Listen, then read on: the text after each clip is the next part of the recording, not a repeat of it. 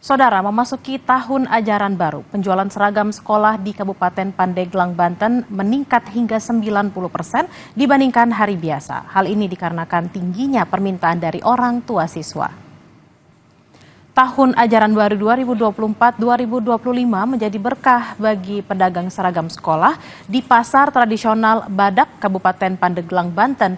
Penjualan seragam sekolah meningkat hingga 90% dibandingkan dengan hari biasa. Kualitas seragam yang baik serta harga yang lebih murah, namun masih bisa ditawar menjadi alasan pembeli datang ke pasar tradisional ini.